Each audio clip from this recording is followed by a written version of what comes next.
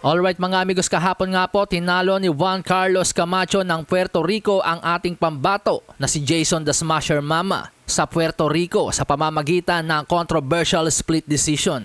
Isang hurado ang pumabor kay Jason Mama sa scorecard na 96-92 at dalawang hurado naman po ang pumabor kay Juan Carlos Camacho sa score na 96-92 at 95-93. Pero nabalot nga po ng kontrobersiya ang laban sapagkat ang laban nga po ay ginanap sa baluarte mismo ni Juan Carlos Camacho sa Puerto Rico. At siya ang itinanghal na panalo kahit pa 2 beses siyang pinabagsak ni Jason Mama. Isa sa round 1 at isa sa round 9. Maging si Juan Carlos Camacho nga po ay parang nagulat nang siya ang i-anunsyong panalo.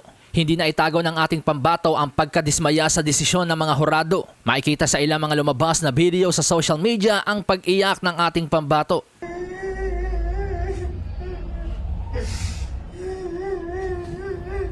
Kasalukuyang ginaganap sa Puerto Rico ang WBO Convention 2024 at naghalal sila ng bagong presidente.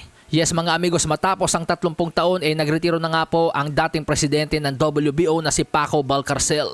At siya ngayon ay pinalitan na po ng bagong presidente na si Gustavo Olivieri. Ayon sa bagong presidente ng WBO, walang duda na malaking sapatos ang kanyang kailangan punan at sinabi na ang demokrasya, katapatan at integridad ang mag-aakay sa kanya upang dalhin pa sa mas mataas ang WBO. Okay, dahil sinabi po ng bagong presidente na democracy, honesty and integrity ang kanyang sandata upang dalhin sa mas mataas ang WBO, nami-mention po siya ngayon ng ilang mga netizens tungkol sa controversial decision sa laban ni Jason Mama at Juan Carlos Camacho na ang mismong kontrobersiyang laban ay nangyari pa mismo sa Puerto Rico kung saan ginanap ang WBO convention. Wika nga po ng isang netizen, let's see first what WBO, Paco Valcarcel and Gustavo Olivieri will do upon acting on this controversial decision. Mama came to the enemy's territory for a chance to change his life, trained with blood, sweat and now tears, only to get the wrong end of the decision. Sa ngayon, tikong pa po ang bibig ni Gustavo Olivieri, ang bagong WBO president.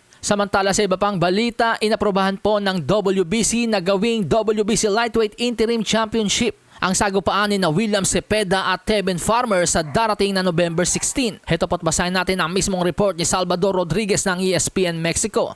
The William Cepeda-Tevin Farmer fight has been approved by the WBC for the Interim Lightweight Championship in a 10-round fight scheduled for November 16. Cepeda and Farmer had signed a 10-round fight and the latter did not want to fight at 12 rounds. Approval was requested and received the green light. Sa mga amigos nating hindi nakakaalam, ito pong si William Cepeda ay ang number 1 contender sa 4 na major sanctioning bodies.